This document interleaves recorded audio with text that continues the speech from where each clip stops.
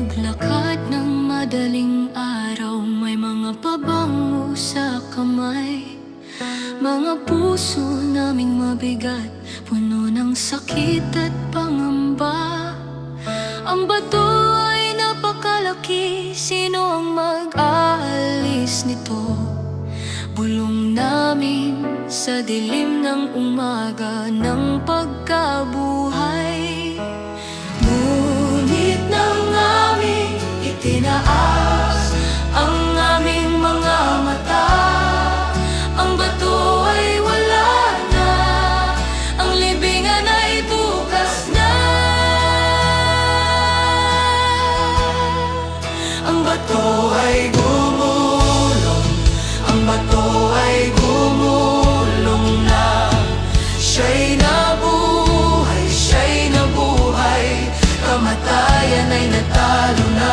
Ang bato ng kasalanan, takot at kahihiyan ko ay inihulog na niya magpakailanman. Ang bato ay gumulong, ang bato ay gumulong na. Siya'y nabuhay, siya'y nabuhay, purihin ang Panginoon.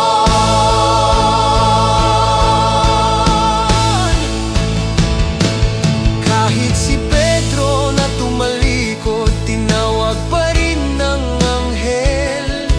Ang pagpapanumbalik ay nagsisimula sa walang laman na libingan. Walang batong masyadong malaki para sa hari na nabuhay. Ang inihulog niya, walang kapangyarihan ang magkakabalik pa.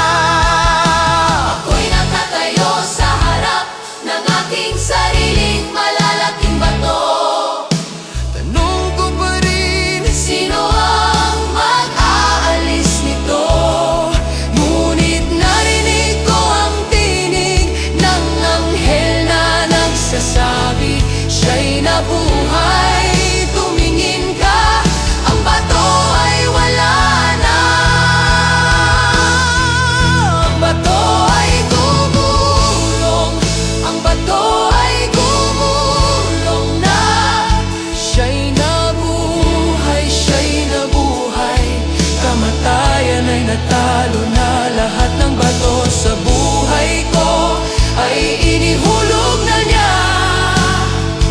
Dahil ang hari ng luwalhati ay nabuhay at nagbigay